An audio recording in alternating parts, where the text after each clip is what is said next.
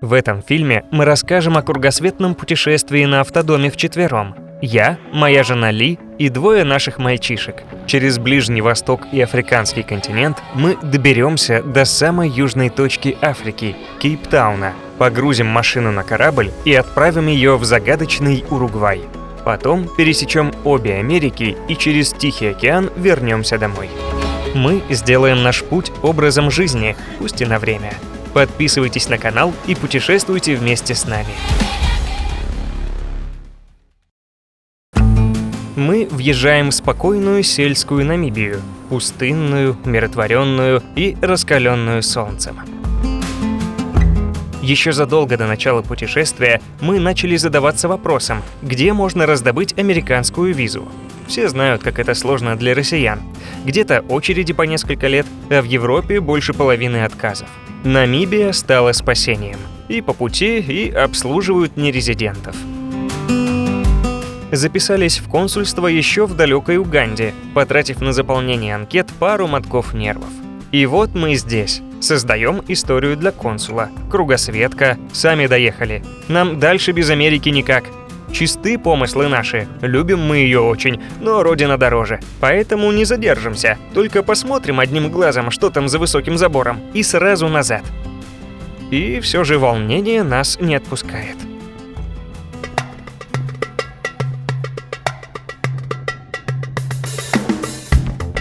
Столица Намибии переименовывалась бесчисленное количество раз, пока не стала нынешним Виндхуком, что в переводе с языка африкаанс «ветреный уголок». Завоевывали ее тоже много раз, переходила из рук в руки вождей племен немецких колонизаторов. Потом на долгие годы она попала в подчинение Южной Африки, а освободилась, получив независимость лишь в 1990 году, собственно, и как вся Намибия. Город, расположенный на Нагорье высотой 1600 метров, действительно ветреный. Это спасает его в жару.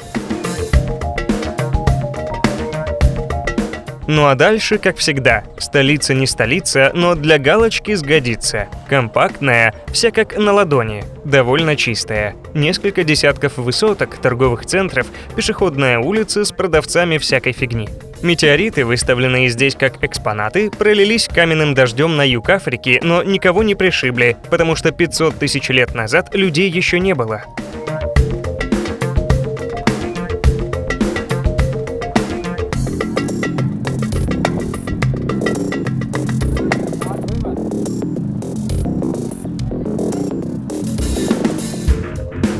Крохотный парк с детской площадкой и местными нариками и алкоголиками. Вечером наблюдали, как полиция тихо окружала их, просачиваясь через гущу детей, а потом скрученных сажала по машинам и увозила куда-то в прекрасное далеко.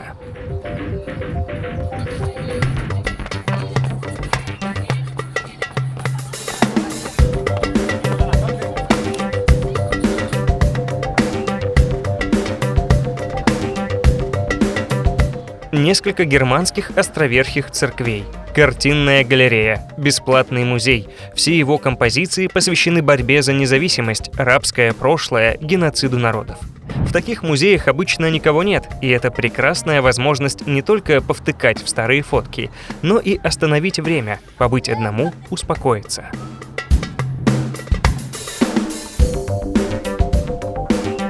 Где-то есть трущобы, но мы не видели их и не хотели их.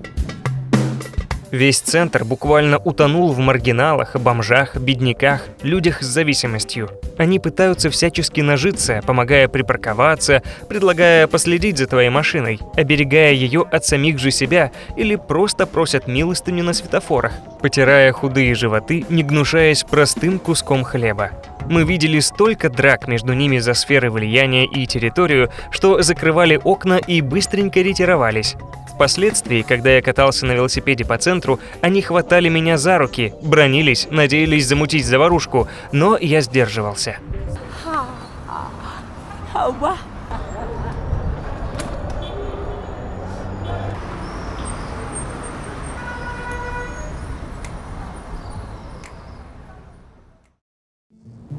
Дорога к морю, или к чему дорога, если она не ведет к морю?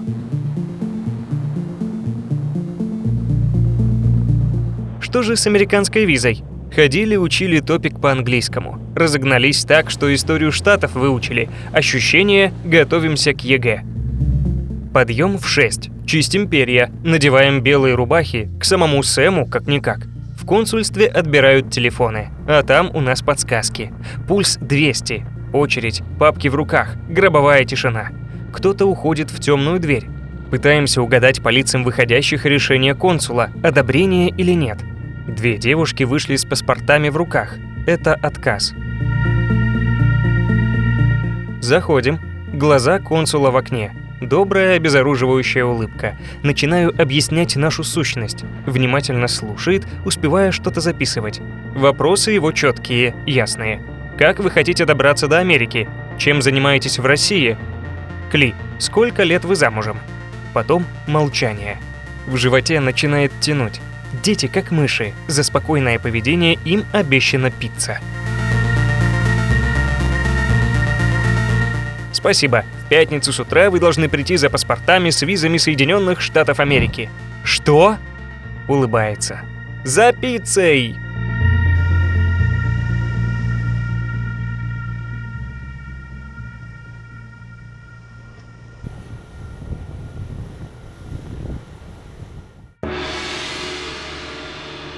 Но вот у Яки поднялась температура. Ну все, думаем, пора. Малярия. Сделали тест, она. Лечимся, глотаем таблетки. По нему не скажешь, что болен. Прыгает до потолка, но это после жаропонижающего. Ждем, смотрим.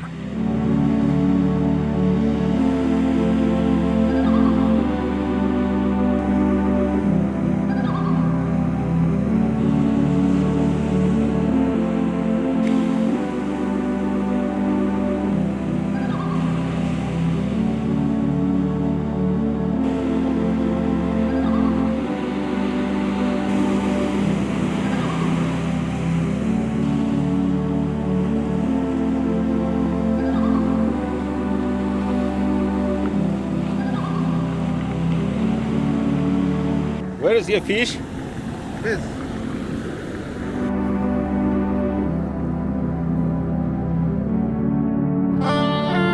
Вот и Свакопмунд, город на побережье Атлантического океана.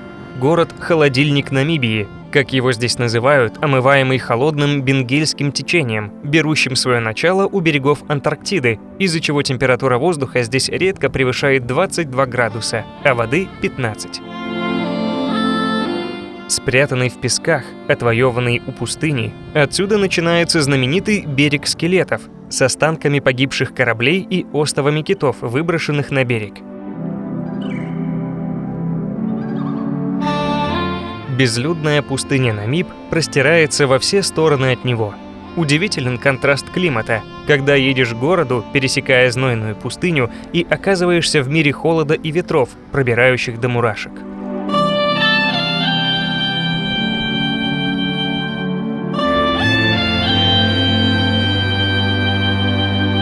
Музей Свакопа, пожалуй, самый лучший музей в мире. В бывшем здании таможни, поднятого из руин после Первой мировой, созданы необыкновенные панорамы. Представлен быт в обстановке жилых комнат, аптеки, зубного кабинета начала 20 века.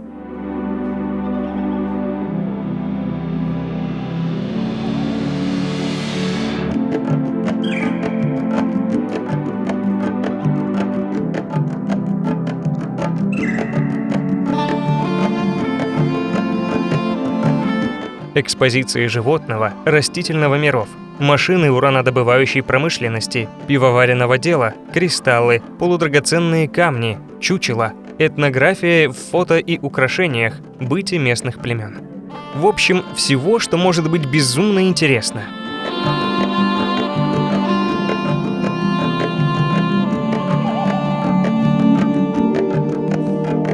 Времена доколониальные, немецкого владычества и, наконец, обретение независимости.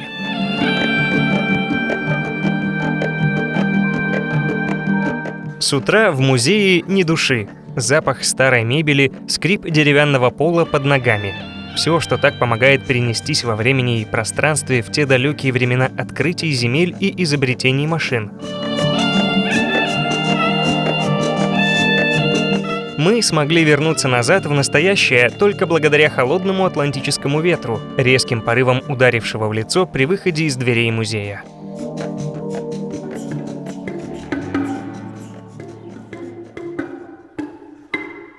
У нее мелодия получается.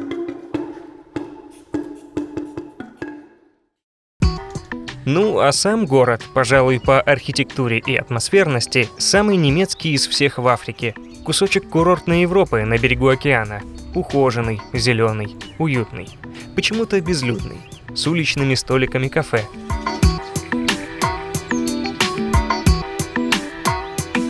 А правят здесь умело отреставрированные дома колониальной германской эпохи в фахверковом стиле, когда виден каркас здания.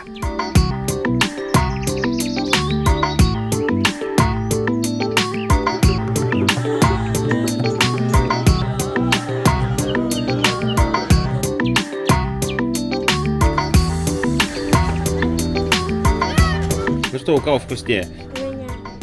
Яшка, у кого вкуснее? Меня. Нет, ну подождите, это у тебя или у тебя? У Яши. Ты уступаешь Яше? Да, у Яши новый вкус, у меня самая обычная ванильная.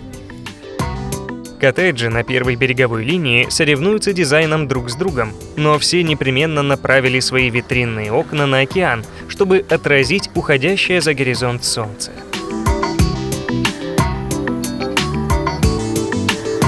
The planet Earth, you know planet Earth? Planet Earth. Yes. No, there is no planet Earth. Чудесная зеленая набережная с прогулочными зонами, городским пляжем, где, несмотря на температуру, люди загорают и купаются, а закаленные немецкие бабульки вообще не вылезают из воды.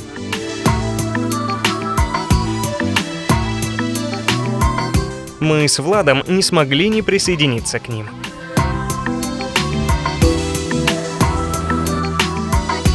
Но этого оказалось мало, и мы договорились построить корабль и отправиться на нем искать новые земли, ведь каждый человек должен обязательно в своей жизни открыть хотя бы один остров.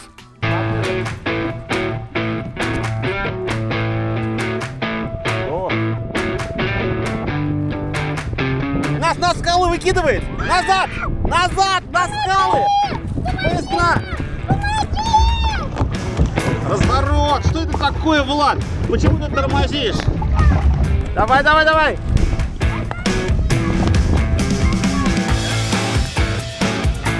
Ты, между прочим, на байдарке в настоящем открытом океане. Это не море. Правда, остров оказался обитаем, но какая разница? Шлюпку на берег!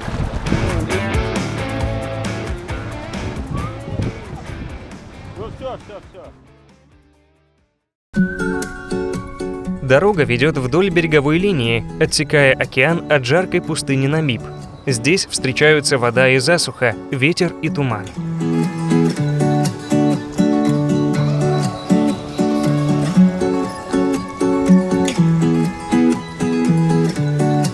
Огромные колонии морских котиков. Мы их увидели. Они ринулись стаей в пучину волн, оставив умерших собратьев своих на съедение падальщикам.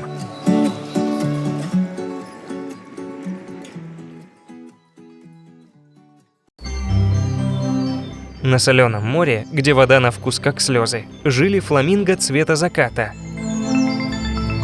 Фламинго опустили голову в воду и собирали со дна микроскопических рачков, водорослей и крошечных креветок. Именно эти существа окрашивали птиц в розовый цвет. Без них фламинго были серыми, самыми обыкновенными. Это у фламинго есть поговорка «ты то, что ты ешь».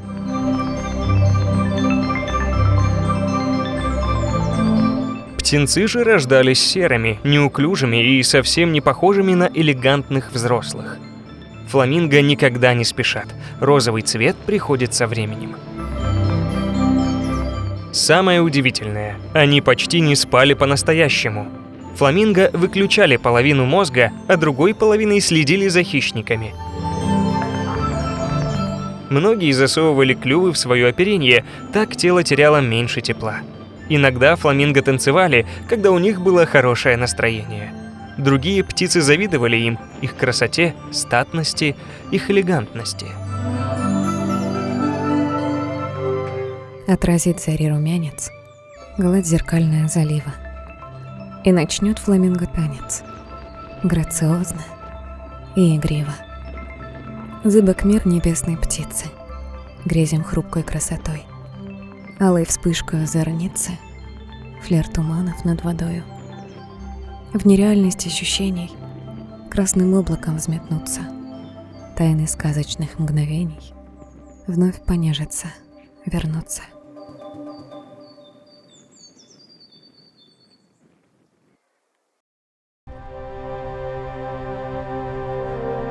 Пока, океан. Нас ждут пески и жар пустыни. Сотни километров гравийных дорог, тряски, пыли, грохота мебели, из которой начали выпрыгивать саморезы. Дорога устает от нас, и мы меняем друг друга у руля. Палящее солнце, плавящее камни.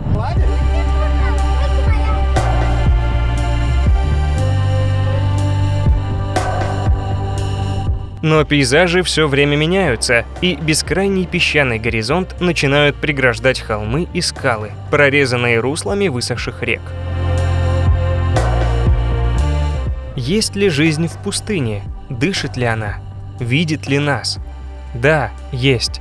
Просто ее дыхание не слышно тем, кто ждет доказательств ее жизни. Она дышит терпением и вечностью.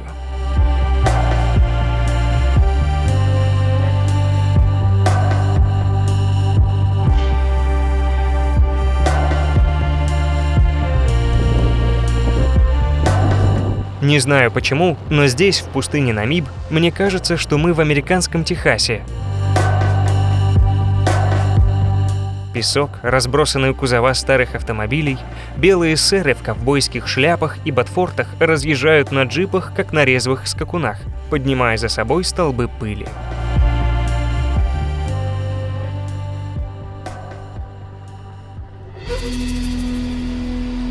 Именно такой скакун, горцуя, подкатил к нам, когда мы в свете уходящего солнца пытались найти место для ночевки. «Тут нельзя останавливаться, это земля моего соседа». «Но откуда нам знать? Здесь нет заборов и ничего не написано». «Тут вся земля частная, езжайте в платный кемпинг». «У нас нет денег, мы ночуем в бесплатных местах». «Зачем вы тогда приехали в Намибию? Без денег сюда не надо приезжать». «Хорошо, мы поедем дальше и найдем другое место». «Нет, я вам покажу, где вы будете ночевать. А если я вас еще раз замечу на частной территории, буду стрелять». Пыль скрипела на его зубах, гримаса злости искажала лицо. Вот так белый человек в Африке, властелин земель и вершитель правосудия. До этого мы чувствовали себя здесь желанными гостями, если даже кто-то и пытался на нас нажиться. Но этот белый человек решил искать не денег, а правды, а такие люди опасны, потому что фиг знает, у каждого какая правда и в каких местах, и чем ее искать. Он сопроводил нас в кемп и оставил, напоследок еще несколько раз пригрозив. Мы решили не испытывать судьбу, а заночевать в этом раю. Оазисе посреди мертвой земли, камней и песка. А на утро ребята всласть накупались в бассейне посреди раскаленной каменной пустыни.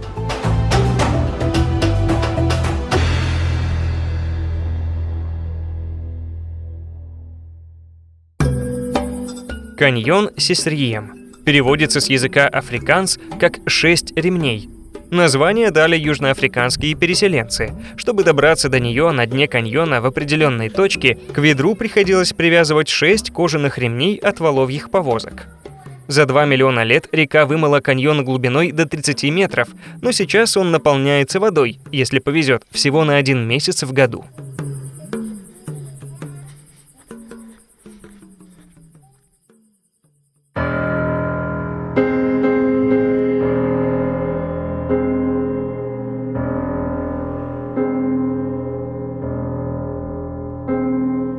Мы не просто песчинки на ветру, а след дыхания его. Мы называем это судьбой, когда он ломает наш хрупкий расчет. Мы называем это волей, когда совпадаем с его порывом. Мы думаем, будто решаем, куда идти. Мы не властны над ним, но и он теряет полноту смысла без того, чем он двигает. Мы — часть движения, которое больше нас.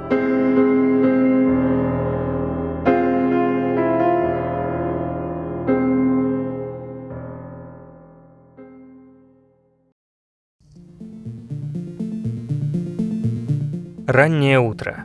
Мы едем к главной достопримечательности Намибии и одной из самых загадочных в мире.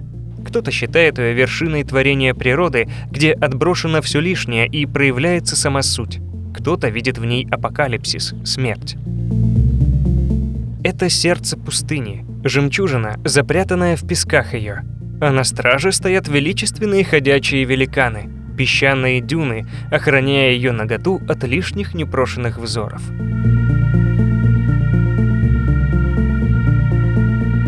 Они медленно двигаются, вышагивая с места на место, гонимые неутомимым ветром. На них можно взобраться и попытаться увидеть ее, но расстояние обманчиво. До нее еще целая бесконечность. Конечно, дюны во всей своей красе и красках предстают лишь в рассветных и закатных лучах, но доступ в национальный парк в это время сложен. Мы бросаем наше гнездо и пересаживаемся к ребятам на внедорожники, учтиво согласившимся довести нас до самого центра по зыбучим пескам, в самые недра пустыни Намиб, к владычице безжизненного царства, у которой есть имя – Долина без возврата, или Сосусфлей.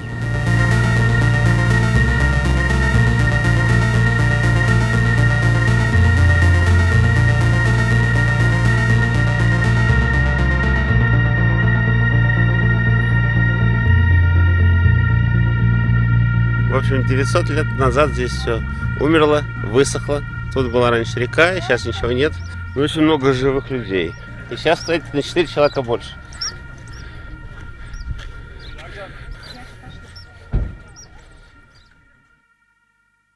В следующей серии побываем в самом сердце пустыни и узнаем историю мертвого города, окажемся на краю земли и въедем в Южную Африку, попытаемся отправить наш автодом через океан и насладимся спокойствием Стелленбоша.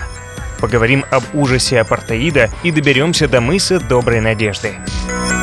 Путешествуйте с нами, подписывайтесь на наш канал и ставьте лайки.